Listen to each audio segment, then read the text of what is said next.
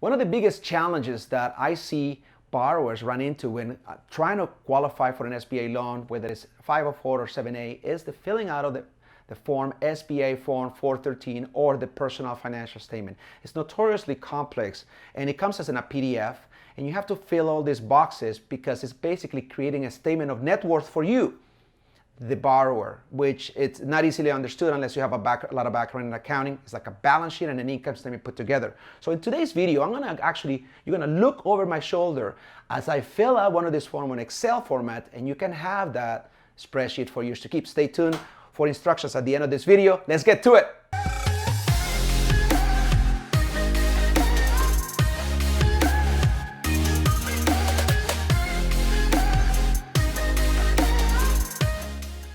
Hey everybody, welcome to my channel. I am your host, Leo Landaverde, business broker and commercial lender, helping you buy and scale a profitable business. Hey, if you're a small business owner looking to increase your wealth or scaling your business by buying another business, a profitable business, or if you are a burnout executive or W-2 employee looking to get out of the rat race by buying a profitable business, then you are in the right place, and I'm going to encourage you to subscribe to my channel and don't forget to hit the bell, and you'll be notified every time a new video comes up.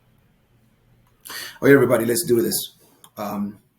Here we are. We're going to be discussing today the personal financial statement, also known as SBA Form 413, which is required in just about every SBA loan, whether it's a 7A or a 504. Now, keep in mind that when you're filling out this form, the SBA has its own form, PDF form, which is basically, it kind of looks similar to this. I don't really like to use it. I like to kind of acid test it here first because it has formulas, and I'll be happy to give this away to you if you're really interested in having some type of a template. To me, this is more like a template. The SBA form is that, and then you have to save it in multiple places. It's just not very practical. But it essentially contains the same information. I have in the past prepared this for high net worth individuals who are, it always comes up when there is financing required. Even if it is with commercial banks, they want to see the personal financial statement of the borrower. So what is a personal financial statement? A personal financial statement is the aggregate of all your assets and liabilities, and it actually produces your own balance sheet for yourself, which is your assets equals your liabilities plus net worth. So if you subtract your liabilities from some liabilities right here from your total assets, it's going to give you your net worth. This is your net worth. So in this particular illustrative example, we have $1,055,000 in net worth. So let's get to it. So what you're going to see in a lot of this template is a lot of the sums, a lot of the numbers and the assets and in the liabilities section, they come from elsewhere. They come from other places. Your cash on hand and in banks, it's cell E73, which is right here, which is the sum of all the depository of your cash, personal and business. So it kind of adds it up here. So the cells are not blocked. So if you just have to be mindful that you don't want to overrule, unless you're pretty good in Excel and you can retrace your steps. You don't want to, if you type something over it, it'll basically erase the formula because they're not protected. So keep that in mind. So when you're building a personal financial statement, you go from, left to right or assets to liabilities. So we're going to start with your cash on hand and in banks. Really, I think cash on hand is kind of an old term. It doesn't really apply anymore. Most of your cash is going to be in a bank unless you have it under your mattress, which I don't suggest you do. So you have 125,000, which comes from, in this example, Chase Bank. We have 25,000 in personal, and we have 100,000 in the business account.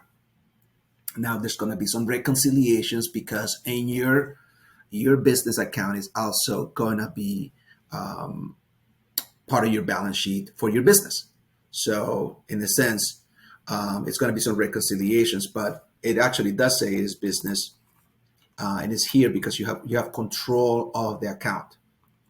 Okay, marketable securities are basically stock, anything you can readily sell on the open market today. In this example, let me see here. We have right here, marketable securities, stocks and bonds. We have 1,000 shares of XYZ company. Cost us 500, but it's worth 10,000.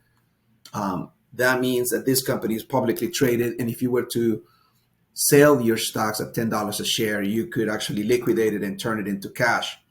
Cash goes here, so this is an asset. Of course, there will be some implications tax-wise because there was a cost associated. You pay $500 for 1,000. Now they're worth 10,000. But what goes into this asset is the liquidated portion, which is your actual cash that you're receiving. Your real estate own is self-explanatory. If you own property or more than one property, they would be listed here. Your real estate owned.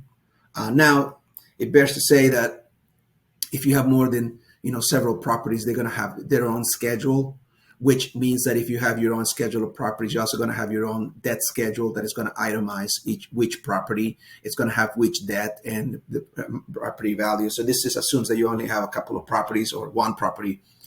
We list our property, our present market value, and the balance owing. The balance owing on this property is $400,000. And then the next property on Ocean Avenue is the balance owing $750,000, and the market value is $1 million. So your total market value of your properties is $1.7 million, and the balance owing is $1.1 million. Your monthly payment is here. So what is it where does it go? Well, your market value, it's an asset. That's the equity, the total. If you were to sell the properties today, you would roughly get about $1.7 million, but you still have loans on the property, which are coming from sale H97, which is on the same section, except that this part takes your real estate loans, which is your liability. Anything that you owe to somebody else is a liability. So the difference between the two is your equity. 1.7 minus 1.1, it gives you the equity. Life insurance loans is a liability, but the cash value of your life insurance is an asset. So those are right here. Let me see here. This is E131. Is this video helping you? Is this actionable content that you can use? And if so, please like and comment on the video. It does help me a lot when you put your comments in there or like the video, because what it does is that the YouTube algorithm picks up and it ranks the videos by the likes and comments. And it helps spread the word to other viewers just like you. By doing that, you're helping me spread the word. Thank you so much for your help with that. So, I have sections in this personal financial statement kind of mirroring what's going on with the form SBA Form 13. Only the cash surrender value is an asset. And I'm not here to give you any life insurance advice. Other than that, there's multiple types. There's term, there's whole life, there's universal life. You're going to have to figure that out. What is it that you have? But if there has a cash surrender value, is actually something you can actually note. So let's go back.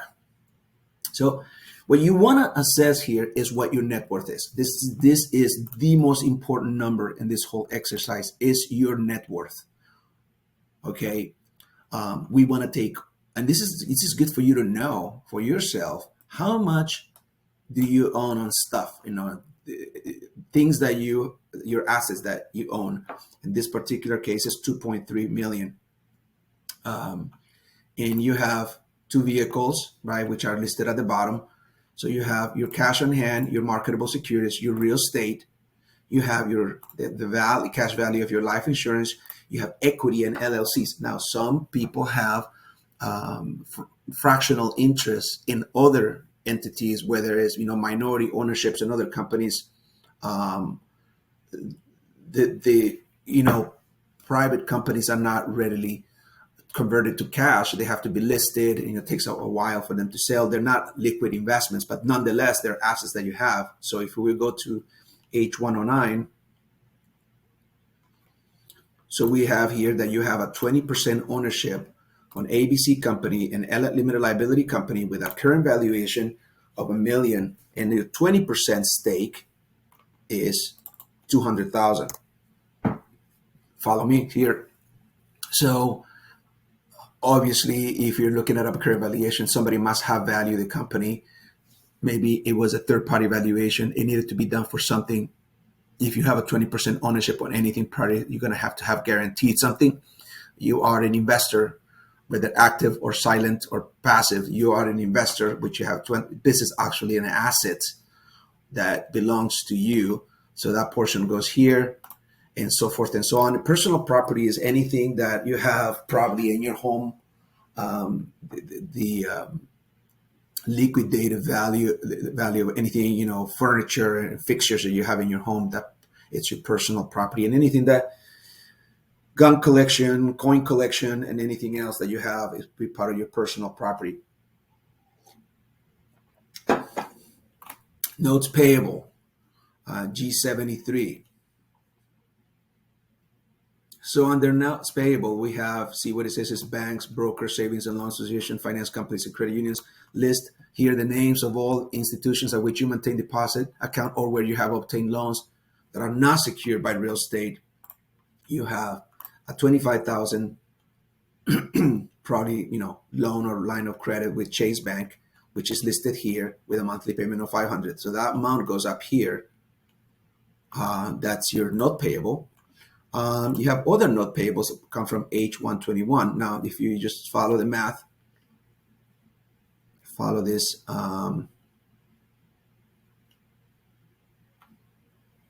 which is a $55,000 balance in this hypothetical client scenario. I do have a lot of my customers that have Teslas, and I know that usually the premium will be about $1,000 to $1,100, depending on how much you put down.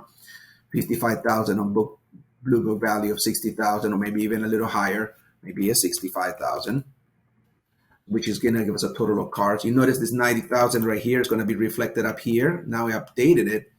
So because I changed that, our total assets went to 2.3, went from where it was to 2,350,000, which you notice that your net worth was $1,055,000. Now it's $1,060,000. Everything changes when you change things at the bottom. Do not enter any information here, only where there are no sales that have math. For instance, you could enter here any other equity interest. You can enter here retirement accounts if you have any value. So if you had $150,000, $150,000 in your 401k would make your total assets 2.5. Watch what happens to your net worth. Your total assets and your total liabilities and net worth have to match. They cannot be a penny off. If your liabilities and net worth do not match to your total assets, there's something wrong. And anybody can catch that, and you get a first chance to make a first impression, only one chance, and this is where you do that. So this section right here is the most important section of any personal financial statement. It has to match. Then there's usually your internal P&L, which is not fully developed here. You will have all the cash that you're earning on a yearly basis against the payments that you're making on a yearly basis. All of that will be ascertained by the lender, and when with your debt schedule, they will ask for your W-2s and tax returns. They will figure that out. They will run internal calculations. And then there's the other components that actually all add up to this, to the either an asset or liability. So you would date it, you would sign it, date it, and it depends on you can put your social security number unless they ask you to it or whatever other information. Now, keep in mind that this is not just for the SBA. You can actually use a personal financial statement with any commercial loan that you're working with that is not SBA. Any bank will want to have you to produce one. They're either going to give you their own form, or you can supply them this form. And all you have to do is turn in, you can print it and turn it into a PDF, and it'll be, pretty nice, presentable. So this is a really great tool. Again, my job is to kind of help you, give you information, kind of put all the pieces together if you're actually looking for financing. This is particularly geared to those who are actually going to use larger loans, or particularly SBA loans. Feel free to reach out to me. My contact information is multiple places in this video, and I'll be happy to help you or answer any questions you may have. My job is to help you get financed. All right. Thank you so much for letting me share. For a limited time, I'm giving away two things. My cash flow calculator, which is a great tool to evaluate cash flow post-debt on any deal on the street, so you know exactly how much money per income you have after you service the debt. And also the personal financial statement template that we went over today. It's yours to keep. All you have to do is follow the prompts on the links below and you can have them. Thank you so much.